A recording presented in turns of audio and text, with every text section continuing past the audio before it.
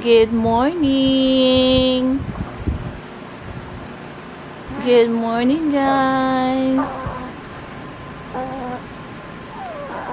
What's wrong?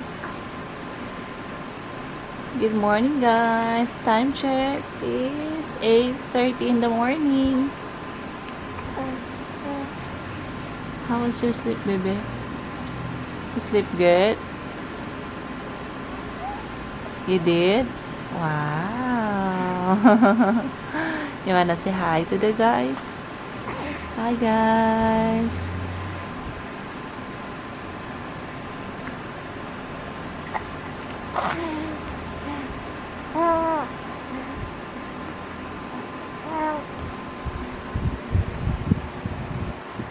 Hi, guys! Good morning!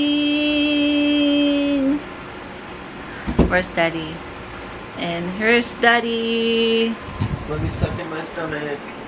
Because on the last video, somebody called me fat. Oh! Kakagising lang po namin, guys. And there's Mr. Smiling. Hi, Smiles. Oh, no, he's not smiling. Hi, Israel. Good morning. Good morning. Yeah. Okay. Sounds like he's trying to find his voice, doesn't it? Yeah. Did you change his diaper? Not yet. Not yet. Not yet. He farted. I don't think it was a poop. Okay. Because it felt like a lot of air behind it. Oh yeah, just a fart. Just a fart. Luto tayo ng pang-breakfast, guys. Ito yung niluluto ko is tusino. Ito yung aming uulamin this morning. Tusino at saka itlog. Mamaya na yung itlog pagkatapos ng pagprito ko dito. Ay, hala. Nangyari sa ilaw namin. Oh my goodness. Hala, bigla lang. Hop. Okay, ayan. Nag-ano lang siya. Biglang tupak lang yung aming ilaw.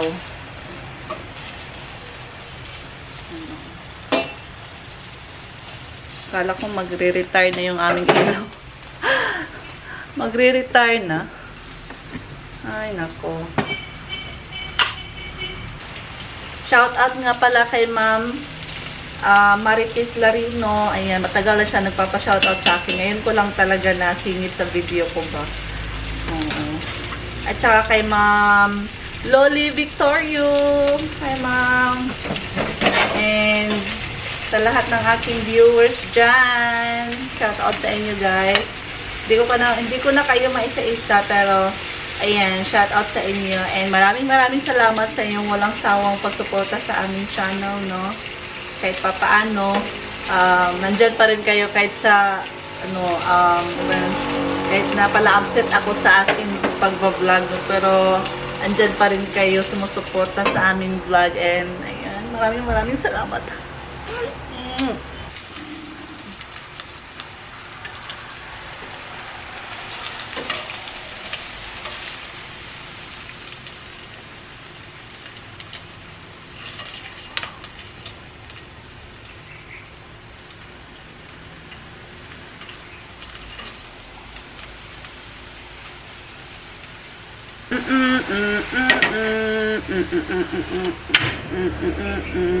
Meron na tayong kanin.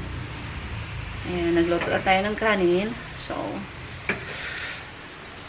ulam na lang. Bus na ulan.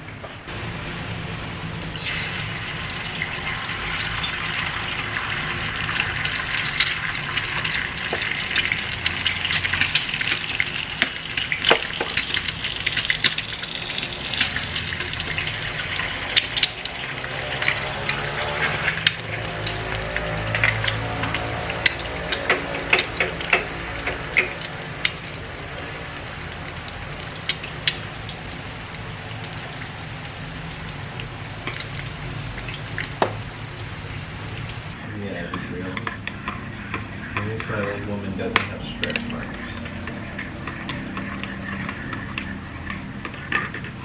have a lot of gray hair. Can you grab the juice? The clementine? Clementine? Clemency. Clementine. Kain tayo guys. Let's have breakfast. And here's our baby boy. Well, he's gonna have breakfast too. Yeah. So, masarap yung kape ngayon kasi nga guys, umuulan. Kagabi pa umuulan ba? Kahapon pa talaga, no? Ayan. Umuulan po dito sa Mindanao. Ewan ko. Basta nandito kami ngayon sa Jansan. Not Jansan, but specifically Polomolo. Ayan. So, laging umuulan dito. Let's have coffee.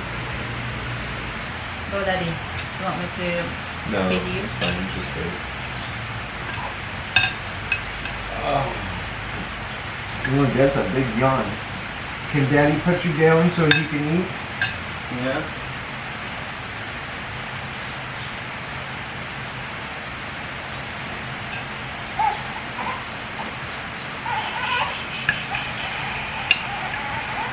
Daddy gonna go eat. Okay, Daddy gotta go eat. Okay? It's Binky. Daddy gotta go eat.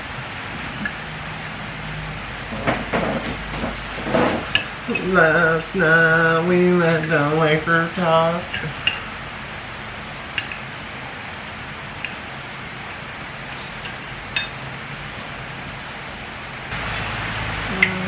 The rain.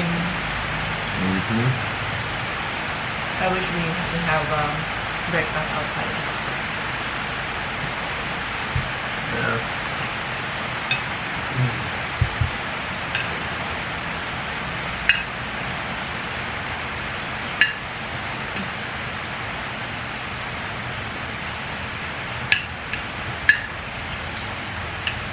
Come to Mama. My baby boy. Hi. Hello. Hello. Hello.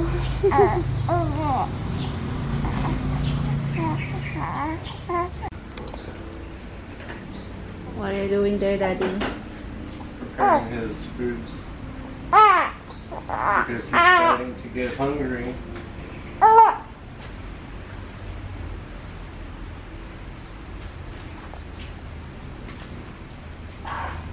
Suck it in, Daddy. Suck it in.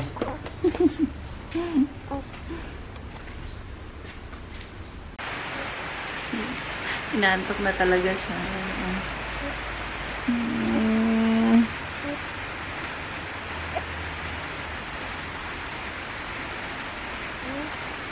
Inaantok ka na?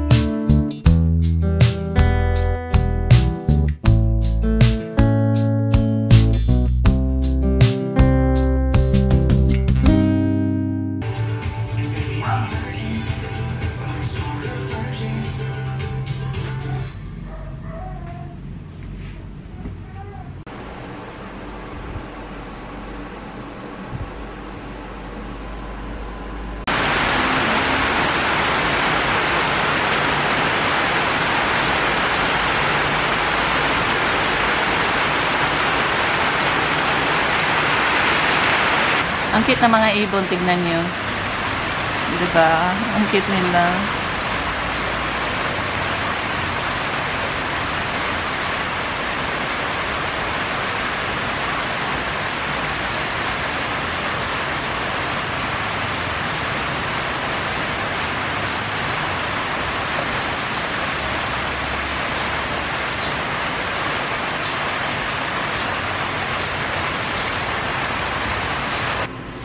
Guys, finally, masaya kami ngayong araw na to kasi nga naka-receive kami ng interview appointment galing sa sa US Embassy Manila.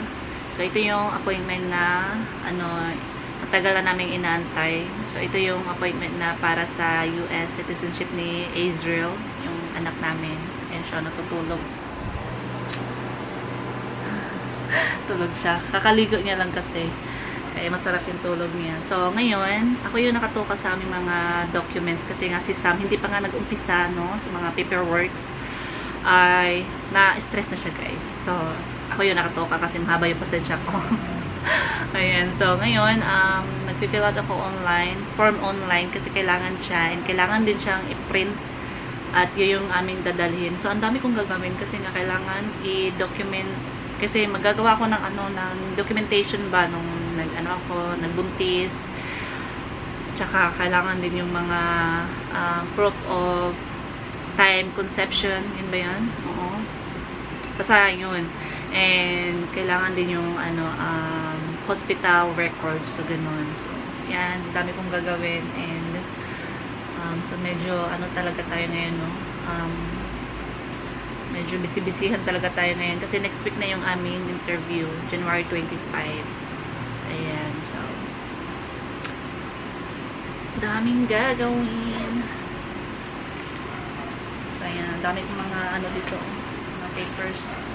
Ito yung galing sa hospital, yung namin, hospital bill namin nung nanganak ako, tsaka yung mga kailangan natin yung mga ultrasound. Ayan, so diba, marami talaga siya, guys. And ngayon, guys, mag-fill out din nga pala ako ng form para sa application ni Israel, no? Para sa application ng anak namin sa kanyang US passport. Kasi kailangan din to, no? Yeah. So, importante talaga to kasi nga, diba? Para meron na siyang passport, and anytime pwede na kami mag-travel together.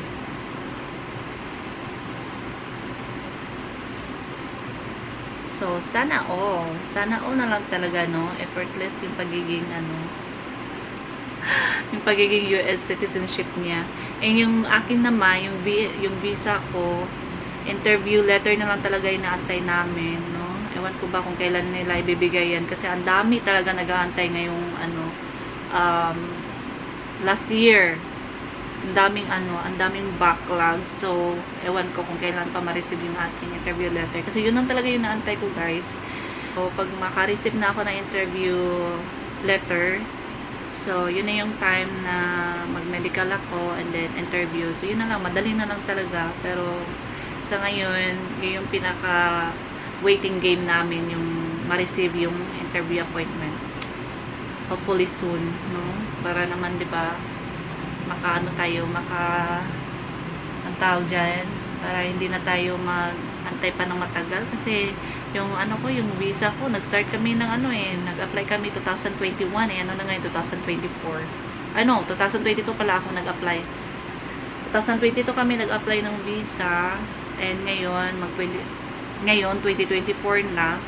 So magto 2 years na yung aking visa. Ayan. Ay nako. Sige lang, laban lang, alaksan. Nako na lang. Ganun talaga, mahirap no? So, nasa waiting game tayo ngayon. So, yun lang yung ating vlog for today, guys. Ayan ko na ang vlog nito kasi nga kailangan kong mag-focus dito sa aking paperwork kasi yung goal ko today is matapos to within this day. Para wala na akong iisipin pa, no? Ayan. So, maraming salamat sa iyong walang sawang pagsuporta, and hope you like and subscribe kung bago ka lang sa channel namin. And thank you guys. Thank you again. So, hope to see you to my next vlog. Bye.